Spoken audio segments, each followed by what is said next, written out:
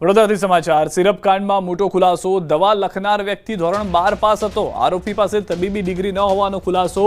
Degree વગર સારવાર કરતો હોવાનો ઘટસ્ફોટ। ક્લિનિક પરથી દવાનો જથ્થો કરાયો હતો જપ્ત। તબીબ દ્વારા અપાયેલી સિરપને તપાસ માટે મોકલાય। વર્ષ 2017માં નકલી તબીબનો નોંધાયો હતો ગુનો।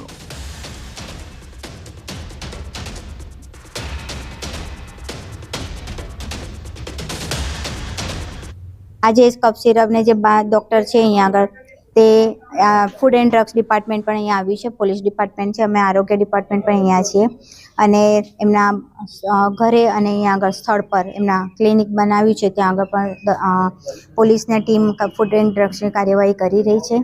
त्यांथी पण बधी एलोपेथिक दवाओनो जथ्थो ने बधुं मळ्युं छे अने एनी आगळनी कार्यवाही चालू छे। તે ઉપરાંત જે કફ સિરપ આપવામાં આવ્યું તે કફ સિરપ પણ ફૂડ એન્ડ ડ્રગ ડિપાર્ટમેન્ટમાં સેમ્પલ તરીકે લેવામાં આવ્યું છે અને સેમ્પલની આગળ તપાસ થશે। એમની જોડે હાલ કોઈ ડિગ્રી જણાવેલ નથી અને ધોરણ 12 સુધી ભણેલાનું પ્રાથમિક દ્રષ્ટિએ જણાઈ આવેલ છે।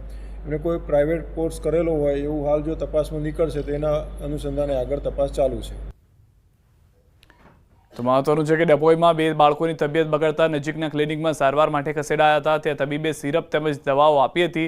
સિરપ લીધા બાદ બાળકોની તબિયત લથડતા તેમને સારવાર માટે હોસ્પિટલ ખસેડાયા હતા, જ્યાં તેમને આઈસીયુમાં દાખલ કરવાની ફરજ પડી હતી। જે બાદ આરોગ્ય વિભાગની ટીમ દોડતી થઈ અને ગામના તબીબના ઘરે તપાસ શરૂ કરી, જેમાં ખુલ્યું કે ડોક્ટર ડિગ્રી વગર સારવાર કરતો હતો।